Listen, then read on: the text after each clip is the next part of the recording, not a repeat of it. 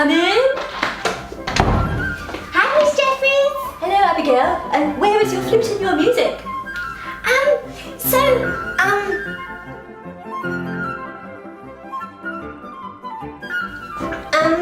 Because you haven't brought it for the last 5 weeks. I thought that my lesson was, I thought it was tomorrow because... But your lesson has been on a Tuesday for the last 5 years. You see, my mum packs my bag and she forgot my flute. But it's your responsibility to bring your flute and your music. I'm sorry. Oh.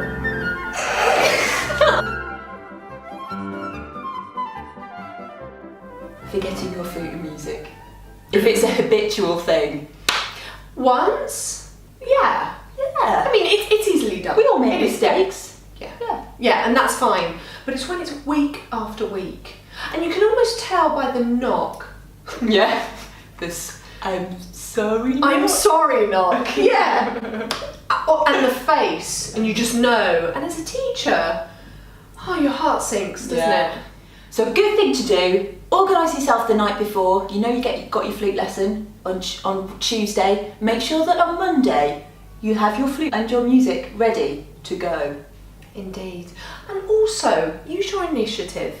If there is another friend in school that plays the flute, ask them nicely if maybe you could borrow their music or borrow their flute. If a student came to me and didn't have their flute and their music, I would still brownie points for trying to solve the problem. Exactly. Hello, Miss Berries. Hello, Claire. Have you done some practice for me this week? No. I have pony club. Every day? Yes. It's not really good enough, is it, Claire? What are you going to do for me next week? Try and do some practice. No. You will? I will do some practice. You will do some practice, okay.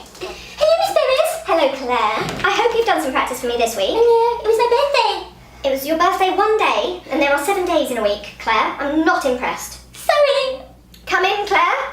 Hello, Miss Berries. Hello, Claire. I really, really do hope you've done some practice for me this week. I'm sorry, but I was in the school play. Sorry. Yes, if a week goes by where you've had a really busy week, fine. Yeah. Sometimes the holidays. Yeah, it's good to have a holiday. It's good to have a break. We all need a break. But lesson after lesson. Well, you just think, why? Why are you doing Why it? are you doing it? As maybe it's not the right thing for you. And if you don't want to do it, stop.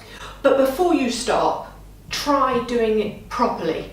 Mm. Because you're never going to enjoy playing the flute if every lesson you're going to get told off by your teacher. Yeah. And we're not ogres, like we said before. Well, but you know, like we said before, it upsets us. Yeah. And that's why we get frustrated because you're not doing your best. Yeah. And you're not achieving what you can achieve, and we can't teach you Yeah. in the way that we want to teach. We can't teach you at all. End up doing the same thing each lesson. don't you? Exactly. And the thing is with practice, even if you just do a bit, like 10 minutes. Yeah. Huge difference. Huge difference. Like we can tell. You can really tell. And you can't fool us. don't. I think you can. Yeah. It's so obvious. It's so obvious. So, and we know all the tricks. all of them. All of the stalling tactics. I did some of them myself. I did the others. So, Abigail, what will you be playing for me today? Make a day great.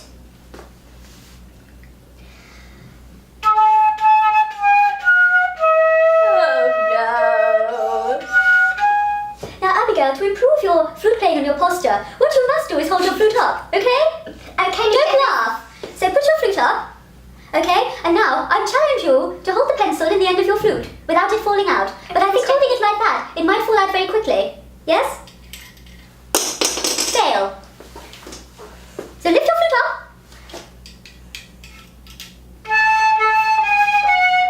That's much better. This boils down to posture, really, doesn't it? Yes. Very important. Very important. Very important. So when you're practicing at home, these are things that you need to be thinking about, as well as the pieces you're going to play, your fingers, your breathing, all of that kind of stuff. So much stuff. So there is so much stuff to think about, though, isn't there? I had a droopy flute. I My had a- teacher I had used a to tell me droopy off flute. all the time. She used to say that she wished there could be a spike. So when I started to sort of droop, it would like spike me. I was quite small and the flute was quite heavy, but it's no excuse. It spoils the embouchure, doesn't it? And then you'll never get strong. And some people just actually rest their elbow on their hip. Oh man. The most important thing is that it can be really dangerous. It can be unhealthy to have bad posture. So it's incredibly important. Now, what else can we improve here, Abigail? Stop! Now, keep your chin up, because it's going to really improve the sound. Yes? One more time. Very good.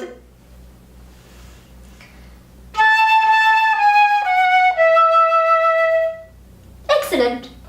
So, you know, the chin down thing is kind of an epidemic I'm finding with my students. I think we're also used to looking down and looking at our phones, that actually we need to remember to keep our chins up more, just in life, but also, you know, when you're playing the flute. It affects your sound, it affects the intonation, it can make you sound really, really flat. Really squeezed. Really squeezed. So just really think about it when you're playing and it will make a massive difference. Look good. Be Sound proud. good. Be a proud flute player.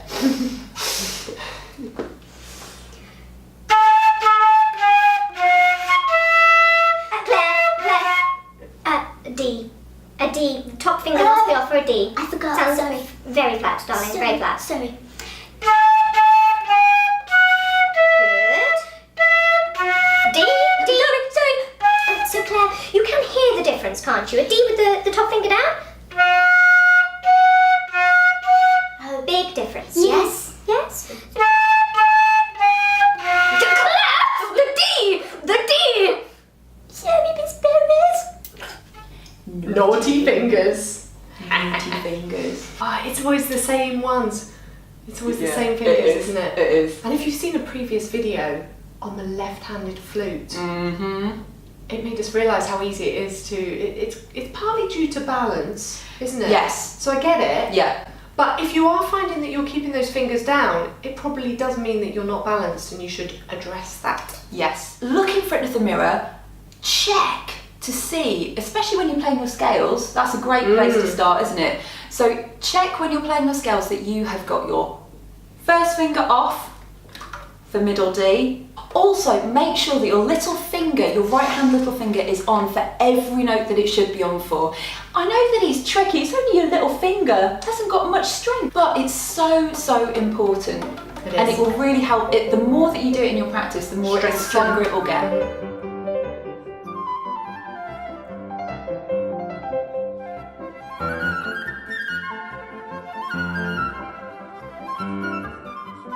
Sorry.